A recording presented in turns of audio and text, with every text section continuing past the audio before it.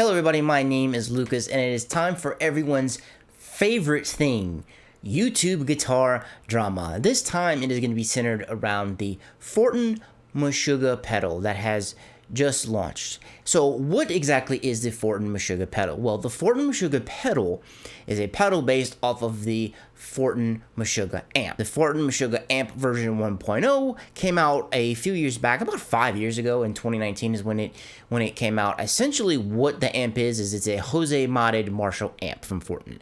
If you know exactly what is all modded, you can put it in the comments down below, but I'm trying to keep things very simple. The launch of this amp was kind of weird because when it came out, it had the Meshuggah name on it, right? But apparently Meshuggah cut ties with Fortin after the Meshuggah amp was launched, so when it came out at NAMM, they had to put black tape over the Meshuggah name. As you can see right here, I took this video of my friend Matt Perrin from Angel Maker playing at the Fortin booth, playing at the Neural DSP booth, and as you can see right here, this is the Gen 1 with the black tape over the Meshuggah name. I just kind of wanted to include that because it's like really funny, and it was a really odd thing that happened at the time. But that amp came out, then it got discontinued, they quit making it, then they came out with a version 2. So the second version of the amp, was like blacked out. It's a little bit more professional looking. It has like the little nuclear sign and the LED light, which kind of looks kind of cool, and that also has on the new pedal. So that one came out, it was made in really limited quantities, and it was like really expensive. So here today, after that long explanation, we have the actual Fortin pedal. And there has been a little bit of controversy about this pedal because some people say it's good.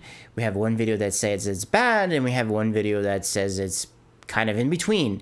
So what I wanted to do was I kind of wanted to listen to each of these videos really quick, and I'm kind of going to discuss some other things. So let me do something I never ever do on like almost any video, and let me put on headphones so we can listen together and I don't have to constantly edit out the audio in post. Alright, so the first thing we're going to check out is we're going to check out Ola England's video. He says it jints, so I've isolated the one part of the video where Ola attempts to jint with it.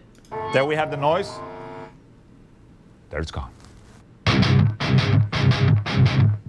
Can we make it tighter?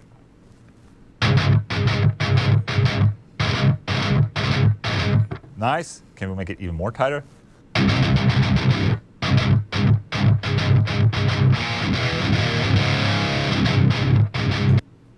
Alright, you have Ola's video right here. And honestly, it sounds pretty good because he's running it through a power amp. So he's using the pedal as like a preamp and he's running it through a power amp. So now let's go over to Tone Wars, Mr. Jared here. And we're going to hear his take on the Fortin pedal. And he's using a 7-string.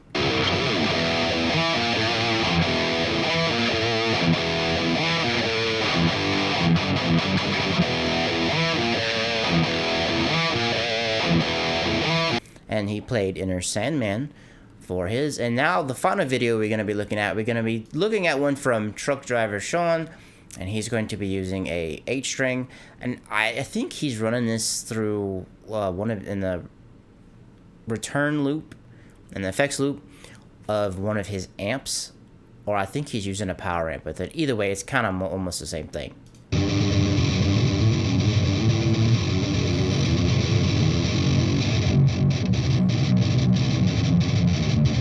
And the whole controversy about this is that Truck Driver Sean said that this is one of Fortin's worst releases ever. He doesn't really like the pedal. He says it sounds really bad. I think the pedal sounds really good in Ola's video, and I think it sounds all right. It sounds pretty good in Jared's video the way he dialed it in. But my big question through all of these different reviews here is, where's the Meshuggah riffs? We have a Meshuggah pedal, and the 3 top videos for this pedal on YouTube do not have any Meshuggah riffs. The closest thing we get to an actual Meshuggah riff is the little intro I played for you right here from Ola. Now, when we come over to Sean's video, he's actually using an 8-string with it. Jared does use a 7-string with it, but it's kind of like higher pitched, and it has no real connection to any of like Meshuggah's songs at all. So we have 3 guys reviewing a Meshuggah pedal, and none of them actually play any Meshuggah riffs. That is my first problem with it. Now, the pedal itself sounds pretty good, and it is a really functional pedal. Let's go over to the actual manual here. Now, it is a 2-channel pedal. You have the red channel right here. It has channel 1 is red, channel 2 is also red. And it does have a gate in it, and it has like all kind of features in it, but that's not kind of really what I want to focus on. You do have some suggested settings for it, which is really nice. Not a lot of manuals actually have that in it. The biggest controversy on this pedal is the gains on them. You have 2 different gains on them, and if you've ever used like a plexi before, they have cascading gain stages, right? You have gain 1 and you have gain 2. They kind of work with each other, so you can kind of shape things. I don't think this is put anywhere. I couldn't find this in the manual. If I'm dumb, please point it out to me. And Ola kind of touches on this, that both of the knobs control different things. So gain 1 controls like the low end, right? As you're kind of pulling up, it affects the low end more, and gain 2 kind of affects the high end more. So what I believe they did with this pedal was they combined the girth and grit situation that Fortin has done on some of his other amps and the cascading gain stages, and they kind of combined that into one, and they kind of like mixed it a little bit, but it doesn't really say that anywhere.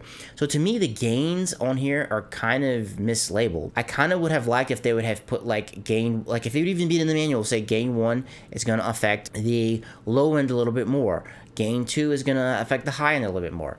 Or just put kind of I don't know, like a notification, like put an H under gain 1, an L under gain 1 and an H under gain 2. That kind of made things a little bit more clear. Because I think what happened with this pedal is that it was just a lot of miscommunication, and the reason why truck driver Sean doesn't like it is because I think he kind of misused it a little bit.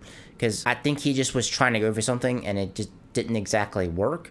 I think you can get a good tone out of this pedal. To me, this pedal doesn't really get you Meshuggah's tone, because to me, Meshuggah's tone is using the TC electronic preamp and using a rectifier, and you combine those 2 together, and that is what made Meshuggah's tone legendary. Because if you even go into the Axe-Fx wiki where I am right now, there's a Thorndal Modern and a Thorndal Vintage. Fred loved the older G3 modeled rectifiers, and he got like a good tone on him.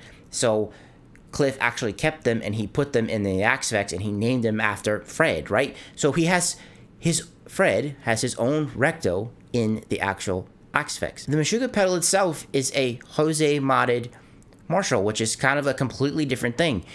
You can get great 80s tones out of this thing, because that's essentially what a lot of 80s was. It was like a hopped up Marshall with loads of gain, and Jose did a ton of mods in those days. Jose Arredondo is what I'm talking about, Jose mod, by the way. So you can get great 80s tones with this pedal. I know guys who love 80s, they could get a killer tone with this. You could do some like great Whitesnake and stuff like that, right? Because if I'm going to go for a Meshuggah tone, to be honest with you, I'm either getting the TC electronic preamp, the really old one that's hard to find. I'm getting one of those.